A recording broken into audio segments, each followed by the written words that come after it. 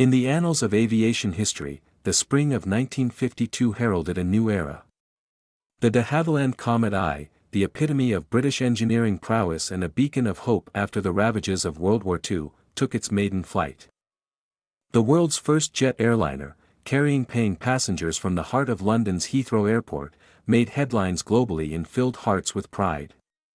It soared high, faster and higher than any of its contemporaries, emblazoning a new trail in the sky. Yet, as we are often reminded, pride comes before a fall. This joy, this triumphant achievement, crumbled under the weight of recurring disasters. The Comet started crashing, in Rome, Karachi, and even Calcutta. Still, it wasn't until BOAC Flight 781 burst apart mid-air on the 10th of January, 1954, that the world began questioning the reliability of this pioneering marvel. Why were the comets, symbols of remarkable innovation, disintegrating in the sky? What was the mysterious force that led to these devastating disasters? The revelation was as groundbreaking as it was shocking. Aircraft's very own structure was inadequate, succumbing to metal fatigue after barely 1,000 flights. Assumptions, once posed confidently, faltered miserably under the weight of reality. Join us as we delve into this mystery and uncover a narrative of engineering, resilience, and most importantly, the indomitable human spirit. As we disentangle this web of events, the realization dawned that designing a modern jet required more precision and a lot more mathematics than was first anticipated. This is the story of not just the comet, but of humanity's quest for the skies. Stay with us as we take off into this gripping journey. Buckle up, for it's a turbulent tale ahead. In 1946, as Britain clawed its way out of the ashes of the Second World War, major figures in the public and private sectors began to turn their attention toward the daunting task of reviving the United Kingdom's once thriving commercial aircraft manufacturing industry. Design and production of new models had ceased for several years, and with the looming prospect of American dominance in the field, the consensus was that they needed something radically new. And at that time, with the first fighter jets having already entered production, there was one obvious path forward. In the future, everyone agreed, airliners would be turbine-powered. Up until that point, every commercial airplane had been powered by piston engines which were not fundamentally different from the internal combustion engines in traditional automobiles. These engines were loud, inefficient, and suffered frequent breakdowns due to the large number of moving parts.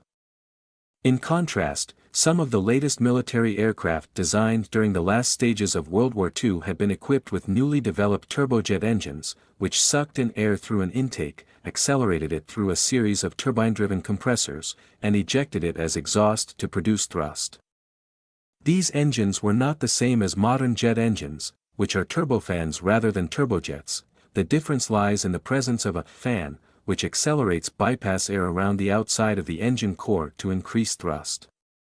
Turbofans had not yet been invented in the 1940s, and the turbojet engines then in use were quite primitive in comparison, with a narrow air intake leading directly to the compressor stages without the characteristic fans that are now closely associated with the very concept of a jet engine.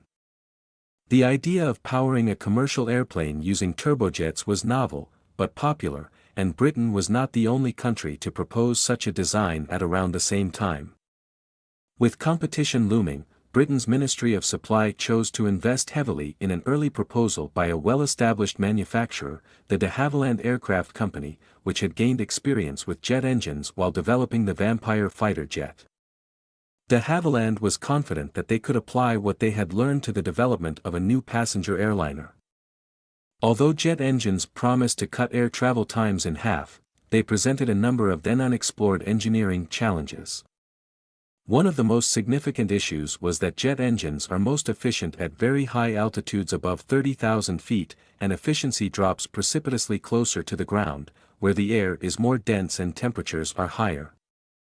Therefore, for a jet airliner to be economical, it would need to be able to cruise between 35,000 and 40,000 feet, where the oxygen quantity is much too low to sustain human life. The answer, of course, was to pressurize the fuselage to improve the oxygen concentration available to the occupants, which was not a new idea. Several piston-engine airliners with pressurized cabins were already entering service in the 1940s, including the Lockheed Constellation, which had been carrying passengers for TWA since 1945. However, these airplanes cruised at altitudes no higher than 25,000 feet, and no one had ever built a fuselage which could withstand the relatively poorly understood conditions at 40,000. Between 1946 and 1949, de Havilland engineers worked feverishly to design their new airliner, christened the Comet I. By modern jet standards, the plane was rather diminutive, with room for only 36 to 44 passengers, although travelers today would find its seating unimaginably spacious, with sufficient room for every seat to lean back almost into a comfortable sleeping position. Its jet-age comforts were complemented by its sleek and futuristic look, featuring 4 de Havilland Ghost engines built directly into the wing roots, giving the plane the appearance, to propeller-accustomed observers, of having no engines at all. Supported by a firm order from the state-owned British Overseas Airways Corporation, or BOAC, the company was able to overcome numerous technical challenges, and the first prototype took to the air in July 1949, less than 3 years after development began in September 1946. Although this development appears lightning fast today, it was actually considered rather lengthy at the time.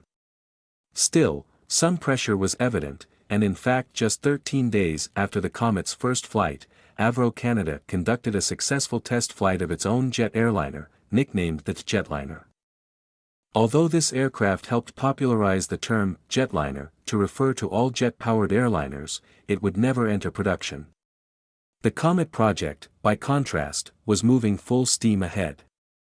One of the engineering challenges faced, and thought to be overcome, during the development of the Comet was the question of how to design a fuselage that could withstand the repeated application of pressurization loads at 40,000 feet. At that altitude, the difference in pressure inside and outside the cabin would result in a continuous load of about 8.25 pounds per square inch, or 569 hectopascals, to the fuselage skin. Simultaneously, however, this fuselage skin needed to be thinner than on previous aircraft, for reasons of weight economy. The Comet's thirsty turbojet engines and low fuel capacity already limited its maximum service range, and any increase in weight would restrict this range even further, making the aircraft uneconomical to operate. A thin skin combined with high pressurization loads meant that de Havilland needed to pay special attention to 2 safety margins: the ability of the fuselage to withstand an overpressure event, and its ability to withstand repeated applications of normal pressurization loads over thousands of flights.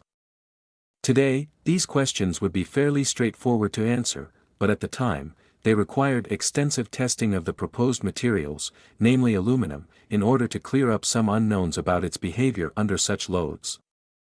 At the time, there were few regulations governing the design of pressurized fuselages, but one of the provisions which did exist called for a fuselage to be able to withstand a pressure load about 1.33 times the maximum load expected in flight. De Havilland went one further, pressurizing a ground-based test fuselage to twice the expected load, or 2p, about 30 times, followed by pressurization to about 1.33 pa a further 2,000 times. Even after this brutal testing regime, no defects in the skin were observed. The question of the skin's behavior under repeated loads was much less certain. The main concern was metal fatigue, or the slow breakdown of a metal component as a load is repeatedly added and removed. This weakening of the metal leads to cracks which grow progressively longer with every cycle until the normal operating load exceeds the ultimate strength of the material, resulting in its failure. In terms of dealing with metal fatigue of the fuselage, designers of early pressurized airliners generally took one of 2 approaches: the fail-safe approach, or the safe life approach. The fail-safe approach to fuselage design held that the lifespan of the fuselage was indeterminate, so long as it was possible to detect and repair fatigue cracks in a timely manner, and as long as a fatigue failure of the fuselage would not result in the loss of the airplane.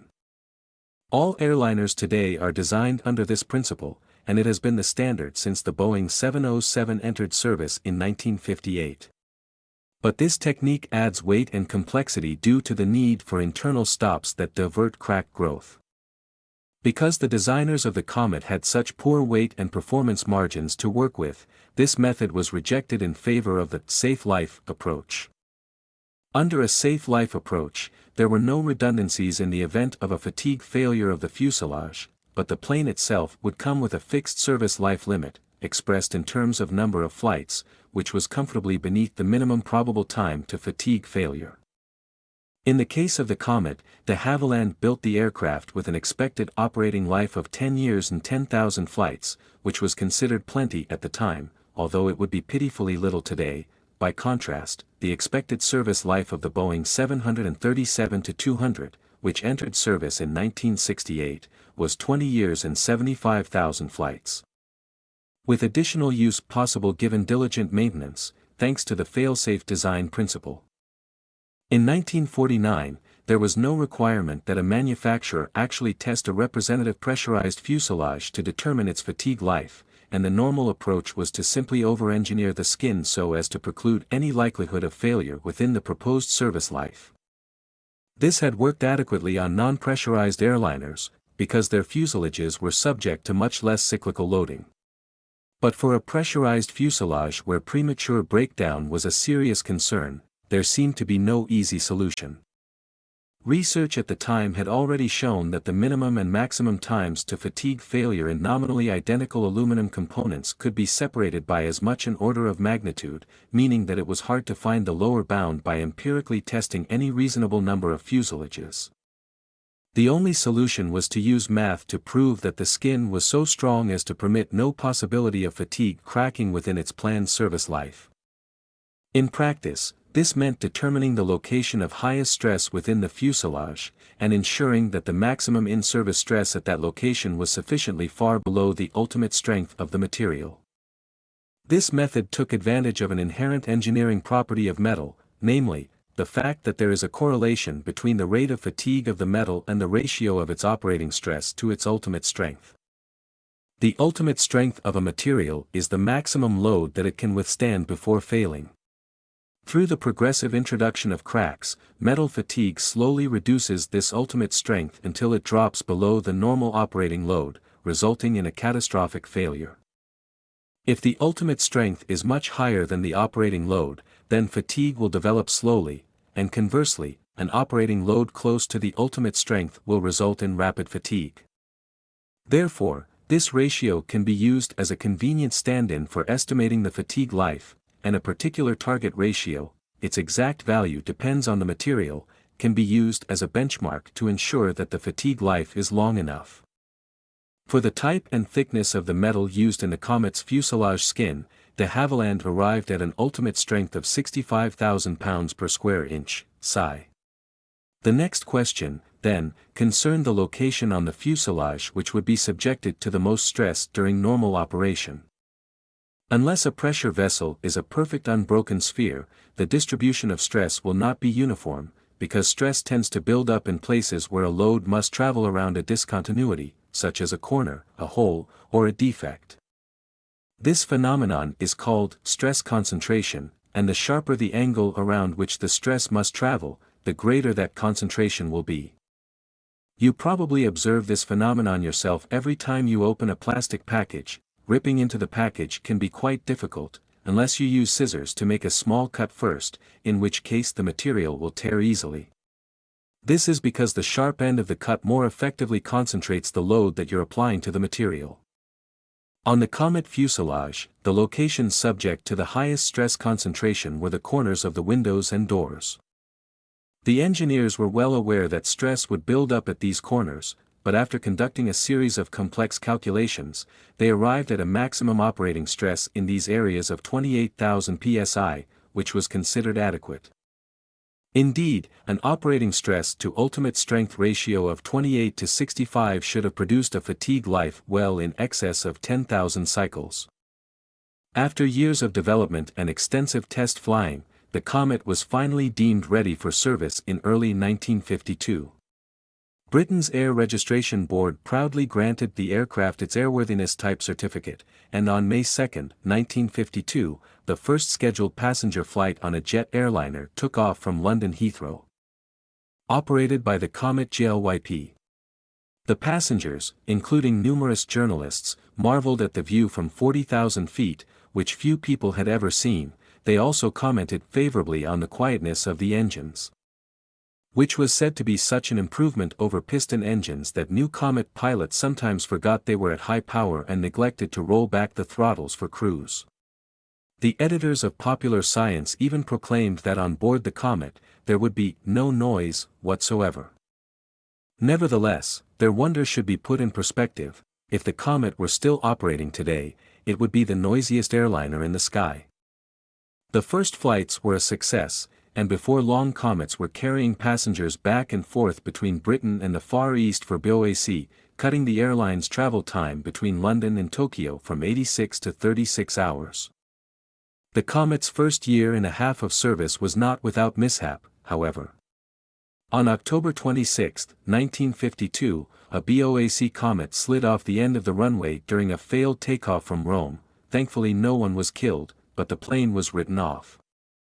Then on March 3, 1953, disaster struck again, as a brand new Comet, bound for Canadian Pacific Airlines, departed Karachi, Pakistan during its initial delivery flight. The plane failed to become airborne and crashed in flames off the end of the runway, killing all 11 crew and support staff on board, including several de Havilland engineers. Disturbed by the crash, Canadian Pacific immediately cancelled its remaining orders.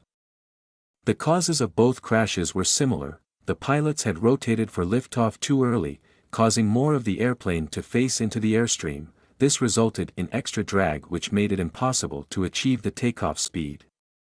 These misjudged takeoffs likely had to do with their pilots' lack of familiarity with the high-performance Comet, leading to a tendency toward over-control of the aircraft. This problem was also exacerbated during night takeoffs by the design of the attitude indicator, which was not marked in degrees, even though the plane would fail to become airborne if the pilot pitched up beyond a rather specific pitch angle. Neither of these accidents killed paying passengers, but it wouldn't be long before a more serious disaster befell the Comet. On the 2nd of May, 1953, exactly 1 year after the type entered service, a BOAC Comet with 6 crew and 37 passengers aboard departed Calcutta, India, bound for Delhi, the next stop on a marathon Singapore to London service. The initial climb was normal, but the plane soon vanished into a severe thunderstorm. 2 minutes after takeoff, the pilots reported that they were climbing to 32,000 feet, but no further transmissions were received. 4 minutes later, when the plane would have been at about 7,500 feet, witnesses on the ground 40 kilometers west of Calcutta heard a massive explosion and saw fire falling from the sky. The wreckage was soon found spread over a considerable area, with no signs of survivors. All 43 people on board were dead. An investigation by Indian authorities found that the horizontal stabilizer had separated in flight, resulting in a catastrophic mid-air breakup. The reason for the failure of the stabilizer was uncertain, but it was probably either due to an extreme gust inside the thunderstorm, or due to excessive G-forces during recovery from a pilot-induced dive triggered by a severe turbulence encounter. Either way, the structural integrity of the Comet did not appear to be in question. As these events were occurring, increased knowledge of metal fatigue in service led Britain's Air Registration Board to introduce a new rule requiring that manufacturers of pressurized aircraft fatigue test a representative fuselage to at least 15,000 cycles, in order to demonstrate that it would, in fact, last this long without failing. This rule was applied retroactively to the Comet, so de Havilland resurrected its test fuselage, then pressurized and depressurized it 16,000 times over the course of July 1953. At that point, having completed 18,000 cycles during its lifetime, the fuselage failed due to fatigue cracking near the corner of a technical window. Since this was considerably more than the plane's 10,000 cycle service life, de Havilland was quite pleased with the results, which seemed to prove their earlier assumptions correct. The stress ratio had accurately predicted the fatigue life of the fuselage, exactly as advertised. 5 months later, on the 10th of January, 1954, BOAC Comet GLYP, the same aircraft which performed the first ever scheduled passenger jet flight, prepared to depart from Ciampino Airport in Rome on Flight 781, bound for London on the eighth and final leg of its journey from Singapore.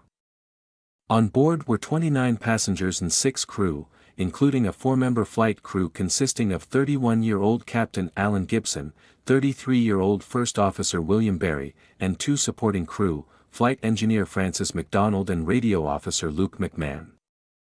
At 10:31 local time that morning, Flight 781 took off from Rome and turned to the northwest, paralleling the Italian coast as it climbed toward its cruising altitude of 36,000 feet.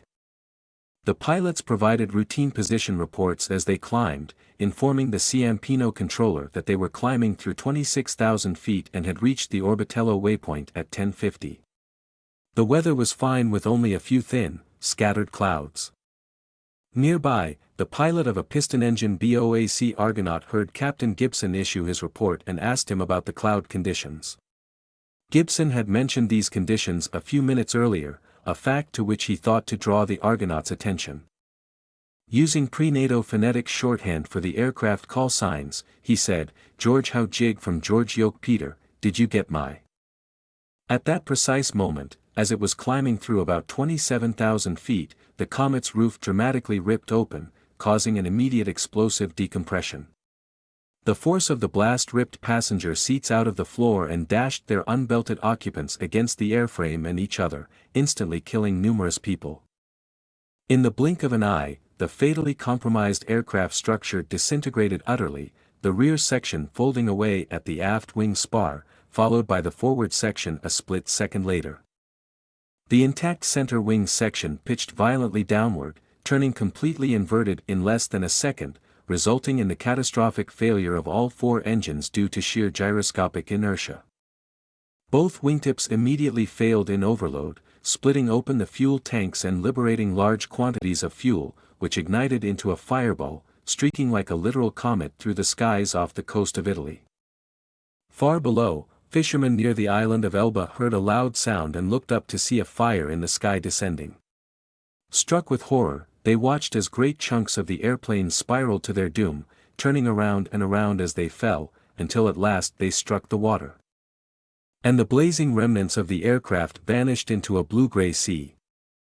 About 2 hours later, reports of the Comet's sudden demise finally reached authorities on the island of Elba, who swiftly launched a search and rescue operation in the strait between Elba and the neighboring island of Monte Cristo. As all available vessels hurried to the scene, they found the surface strewn with the sad flotsam of a flight gone suddenly awry, including cabin furnishings, baggage, and the bodies of 15 victims. No survivors were found, and all 35 people on board were soon presumed dead, the remainder having sunk with the aircraft to the bottom of the sea. In both London and Rome, aviation authorities quickly maneuvered to respond to the crash, launching a major investigation. At the same time, BOAC, fearing a possible mechanical fault, grounded its Comets until more was known, although the company was quick to argue, rather facetiously, that since the move was voluntary, it was not technically a grounding. Several other Comet operators followed suit, although at least one, the Royal Canadian Air Force, kept its planes in the air. Others, meanwhile, speculated quite openly that the crash was no accident, but the result of a bomb. After all, why else would such an esteemed aircraft simply explode without warning? As the inquiry got underway, Italian authorities, who had jurisdiction under international law, elected to hand the reins over to Britain, which possessed more expansive expertise, facilities, and access to witnesses. The Royal Navy was ordered to collect as much debris as possible, with the response to the crash placed in the hands of Admiral Louis Mountbatten, 1st Earl Mountbatten of Burma and great-uncle of King Charles III. On the civilian side, the technical investigation was led by Arnold Hall of the Royal Aircraft Establishment, RAE, a state-run aerospace research organization controlled by the War Office, now the Ministry of Defense. He would later be joined by the Honourable Lord Cohen, a judge who would be tasked with overseeing the public inquiry and making a ruling as to the cause. Meanwhile, an emergency meeting was held between representatives of BOAC, de Havilland, and the Air Registration Board, ARB, in order to list possible causes of the crash and find actions which could be taken to preclude their recurrence. With the airplane having fallen into the sea, at a time when underwater recovery was in its infancy, there was doubt that the cause would ever be found, and BOAC couldn't keep its comets on the ground forever because of a single mysterious crash. At the same time, however, it would be imprudent to release them once more for service without modification. The ARB agreed, and a list of potential problems was drawn up, including such disparate causes as control surface flutter, control system failure, structural overload due to turbulence, fatigue of the structure, explosive decompression by overpressure, and engine fire. Several dozen modifications were then proposed in order to address any vulnerability in these areas which de Havilland's engineers could envision, hoping that this spatter technique might incidentally address the defect which caused the crash, even if the wreckage was not recovered. Although fatigue of the structure was among the possibilities considered, de Havilland had in mind fatigue of the wings, since testing on a fuselage specimen had recently revealed the presence of cracks in the wheel well area after 6,700 flight cycles. The ill-fated Comet, WWII, had crashed on only its 1,290th flight, but with only one sample of the phenomenon, the length of time to fatigue was still essentially unknown, and the issue could not be ruled out as a potential cause. As for fatigue of the fuselage skin, the possibility was not seriously considered. After all, de Havilland's calculations, backed up by experimental evidence, had shown that the fuselage should be resistant to fatigue until much later in its life cycle. Instead, de Havilland and BOAC agreed that in their view, the most likely cause was not a structural problem at all, but the explosion of an engine, leading to wing failure. Back at Elba, meanwhile, the Royal Navy had dispatched 3 specialized ships to search for the wreckage of the comet. With the debris believed to lie at a depth of between 130 and 180 meters, well below the reach of divers, the ambitious project was the deepest recovery of a crashed aircraft yet attempted, and it would also be the first to involve the use of an underwater television camera to broadcast images of the sea floor back to the surface. This approach quickly paid off, as within the first few weeks of the search, the cameras detected several large pieces of debris, including the tail section and parts of the center wing area, which were hauled to the surface by floating cranes. After transporting the recovered debris to Farnborough Airport, headquarters of the RAE, investigators attached each piece to a frame in order to reconstruct the aircraft from the ground up. As each piece was added, they examined it in detail for clues about the sequence and cause of the aircraft's breakup. Much of this analysis would require months of study, but a few things stood out right away. Most notably, the tail section showed evidence of having been struck by objects from inside the cabin, leaving behind smears of blue paint from the passenger seats, and a piece of carpet was found embedded in the tail. These discoveries suggested that the pressure cabin had failed, resulting in the ejection of its contents, but they did not reveal whether this was the cause of the accident, or its result. That could only be determined by recovering more debris, particularly from the center section. The tail, on the other hand, was ruled out, since evidence indicated that it had struck the sea more or less intact, having fallen whole from 27,000 feet. Similarly, none of the wreckage showed signs of having been exposed to an explosive device, and the possibility of sabotage was officially discarded. Over the course of January, February, and March, BOAC and de Havilland worked to implement all of the modifications which had been proposed at the emergency meeting, and by March 23 the work was nearing its conclusion. On that day, BOAC announced its intention to resume Comet services, provided that the Air Registration Board and the Air Safety Board, an advisor body, agreed. Both agencies swiftly granted their blessing to the plan, with the ARB noting that everything in the company's power had been done to make the Comet safe, and that it had never been, and was not now, the board's policy to enforce the indefinite grounding of an aircraft type in the absence of specific evidence that it was faulty. Shortly afterward, the Comet took the air once more, having been grounded for 2.5 months. Just over 2 weeks later, on the 8th of April, 1954, another Comet, WWII, arrived in Rome after a flight from London. Owned by BOAC, the Comet was on loan to South African Airways, which had dispatched its own crew to fly the plane on its London to Johannesburg service. With 14 passengers and a crew of 7, SAA's roster added a navigator. The aircraft departed Rome, bound for Cairo, at 1932, turned southeast, and began climbing to 35,000 feet. At 1957, the pilot reported that they were abeam Naples and still climbing. 8 minutes later, at 20:05, the crew informed Cairo that they had departed Rome and provided their expected arrival time. But after that, no more was heard.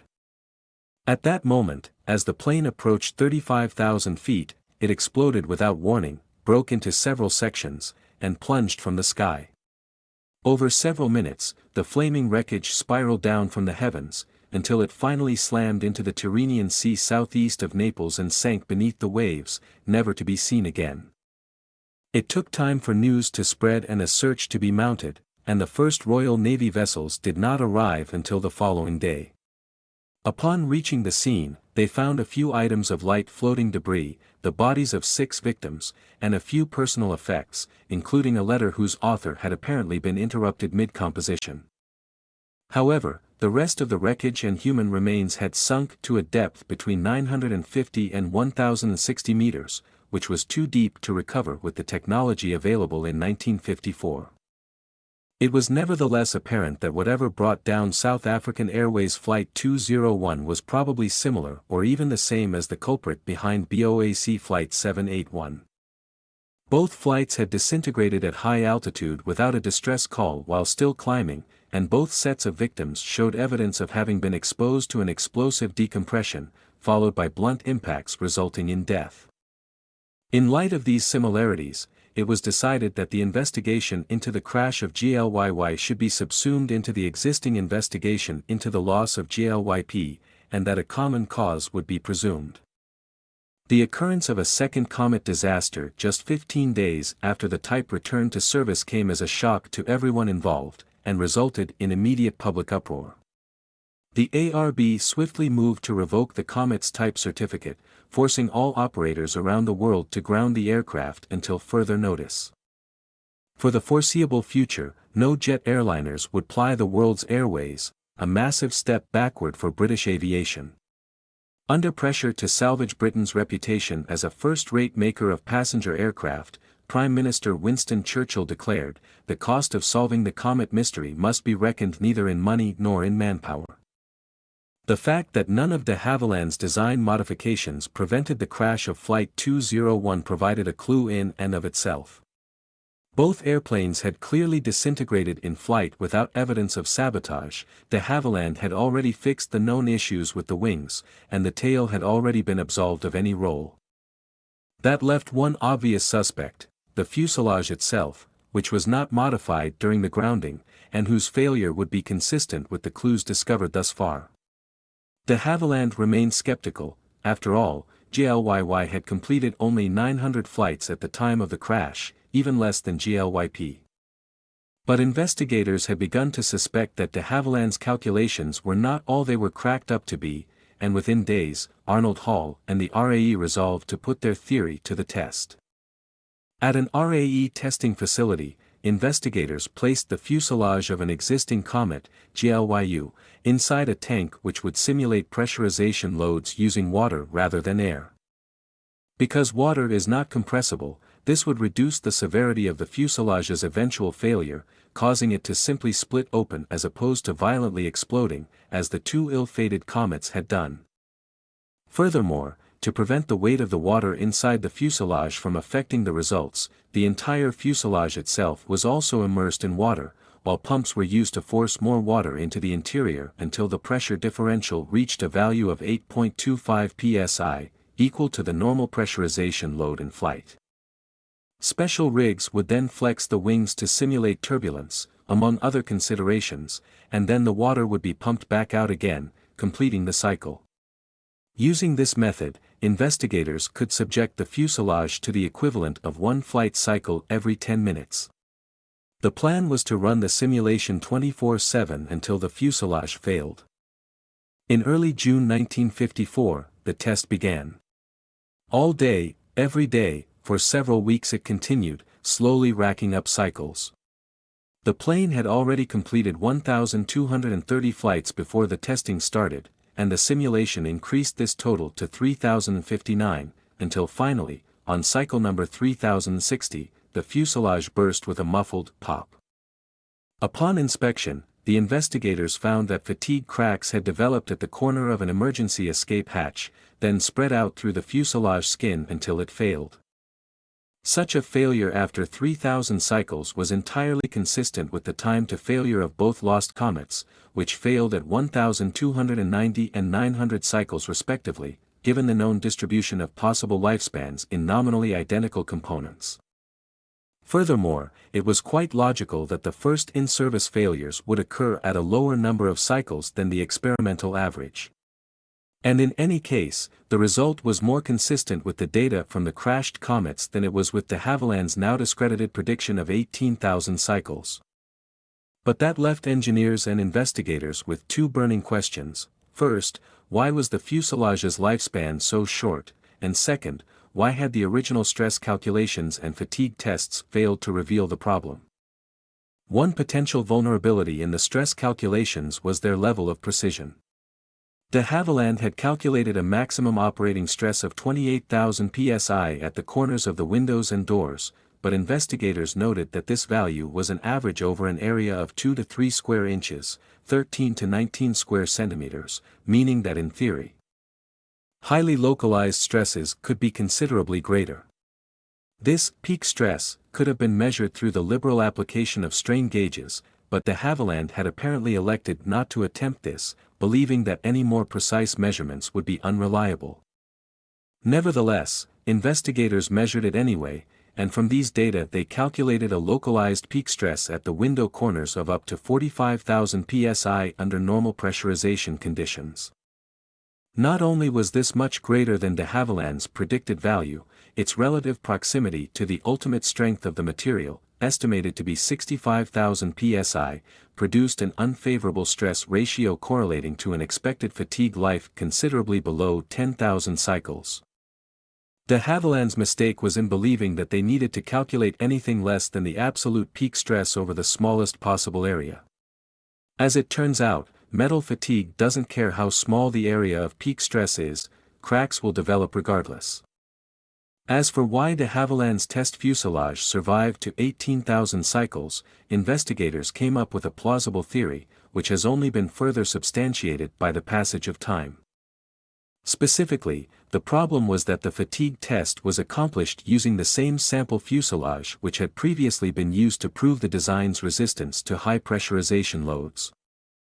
The 30 tests to a pressure of 2 p, followed by 2,000 more tests to a value somewhat above p being 8.25 psi, inadvertently subjected this airframe to a metalworking technique designed to improve the lifespan of a product. By stressing the material to close to its ultimate strength prior to its entry into service, a technique known as cold working, the tests caused plastic deformations of the fuselage skin in the areas subjected to peak stress. This deformation actually relieved the stress in these areas to the point that the fatigue life of the fuselage was substantially increased, allowing it to reach 18,000 cycles before failing. In contrast, the fuselages of actual, production comets were not cold-worked before starting passenger flights, so the corners of their windows and doors remained dangerously brittle. The cause of the comet disasters was by now slowly revealing itself, piece by piece, but investigators still lacked one key element: hard, physical proof that fatigue of the fuselage at the corner of a window or door brought down BOAC Flight 781. By August 1954, some 70% of the aircraft had been recovered. And the sequence of its breakup was starting to become clear, with all signs pointing toward an initiating failure near the top of the center fuselage. However, this part of the skin had yet to be found. In an effort to locate it, investigators ordered the systematic trawling of the seabed across an ever-expanding area around the main point of impact, recovering anything that could be swept up in the trawler nets. It didn't take long before they found exactly what they were looking for: a large chunk of the upper fuselage from the area above the forward spar, near the leading edge of the wings. This section contained two small windows for the automatic direction finder (ADF) antennas, which also happened to be the windows which precipitated the eventual fatigue failure of de Havilland's test fuselage back in 1953. And there, originating from a rivet hole near the starboard corner of the rear ADF window, then stretching aft along the spine of the fuselage, was a fatigue crack. The discovery that de Havilland had drastically overestimated the lifespan of the Comet's fuselage led to major changes in the way engineers design pressurized airplanes. Given that the fuselage is such a complex piece of equipment with many areas of elevated stress and variable load paths, the safe life approach was all but abandoned in favor of the fail-safe approach, which reduced the danger of getting things wrong. The findings also led to awareness that separate sample fuselages had to be used for overpressure and fatigue testing. But most of all, the twin disasters drove home the fact that when building such a high-performance machine, rules of thumb and rough calculations simply aren't good enough. A manufacturer must calculate the distribution of stress with a great degree of precision, and all load paths through the skin must be carefully predicted, mapped, and analyzed. It remains true that physical testing of a large enough sample of fuselages to determine a design's minimum fatigue life is impracticable, but sufficient indirect assurance against premature failure can only be achieved through the development of a complete understanding of how the material behaves on both macro and micro levels. This was what was missing from de Havilland's design. The aircraft got ahead of its engineers, who, in following the practices of the time, succumbed to the danger of unknown unknowns. There was a lot they didn't know about their own aircraft, but even more critically, they didn't know that they actually needed to know everything. Ultimately, the crash dashed any hope of the Comet becoming a commercial success. All outstanding orders were cancelled, and the type remained grounded for 4 years as de Havilland completely overhauled the design of its fuselage. All existing Comet airframes were permanently removed from service, as there was no way to render them safe. In the meantime, de Havilland produced 2 more successive prototypes, the Comet II and Comet III, which eventually led to the Comet IV, a much improved version with more passenger seats, greater fuel capacity, a thicker fuselage skin, and a closer overall resemblance to jet airliners as we know them today, both in terms of appearance and safety systems. The Comet IV entered service in September 1958, but by then, it was no longer a novelty. The Soviet Union had beaten it to the punch, as the Tupolev Tu-104, launched in 1956, became the only operational passenger jet in the world for a period of 2 years. And more was to come. Just weeks after the Comet's return to service, Boeing launched its 707, and Douglas followed with the DC-8 in 1959. Both aircraft proved far superior in service, and in the end, only 76 Comet IVs were ordered. Furthermore, most of these airlines quickly moved them off of their primary routes, and by the 1970s, second-tier British airline Dan Air was the only carrier still operating the type, with 49 in its fleet. The last Comet passenger flight was operated by Dan Air in 1981, but a military derivative, the Hawker Siddeley Nimrod, flew until 2011. Many readers familiar with the Comet disasters might be wondering why, with this article drawing to its close, I have yet to utter the phrase, square windows. But the truth is that, square windows never had anything to do with the Comet crashes. The windows were not and never were square. In fact, you can see for yourself in the above image, which shows a Comet I window next to a modern Boeing 737 window. Can you tell which is which? You probably can, but not because one is any more square than the other. The cause of the Comet's difficulties was not the shape of its windows, but de Havilland's failure to predict the complex load pathways and stress concentrations in the material. And in terms of fundamental design deficiencies, the most significant fact was that the fuselage skin was simply too thin, leaving it unable to withstand the local stresses generated around its perfectly normal-shaped windows. The lessons of the twin disasters were therefore much more profound than the oft-repeated concluding line, and no one ever built a jet with square windows again. In reality, no one was ever that stupid. But the Comet crashes did fundamentally alter the process of designing airliners, bringing about a more thorough and regimented approach to the problem of metal fatigue. And the inquiry was a milestone of its own, establishing many of the techniques which form the basis of modern investigative practice, from mathematical modeling to underwater recovery. The story of the comet, then, is a tale of firsts, both the positive kind, and the dangerous kind, the perils of pushing into the unknown. The solution to the comet mystery was not reckoned in money or manpower, but neither was its creation. The only thing that would have saved the comet was knowledge, but in the history of human innovation, seldom have we learned what we must do without first learning what we must not. As our journey draws to a close, we've journeyed through the labyrinth of aviation history, we've grappled with scientific complexities, and above all, we've felt the human cost of these tragic events.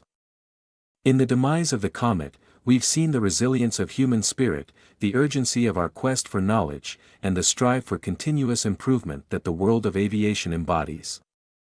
We want to express our heartfelt gratitude to you, our esteemed viewers, for joining us on this flight through time. Your curiosity fuels our content, and your constant support drives us to delve deeper, to uncover more stories, more secrets, and to bring them to your screen. We acknowledge the fact that there may have been lapses, and we appreciate your understanding. We are constantly learning, just like the field we are passionate about. We strive to improve and evolve, to provide you with the most accurate, comprehensive, and engaging content there is. So, until our next journey together, keep dreaming, keep questioning, and most importantly, keep soaring high.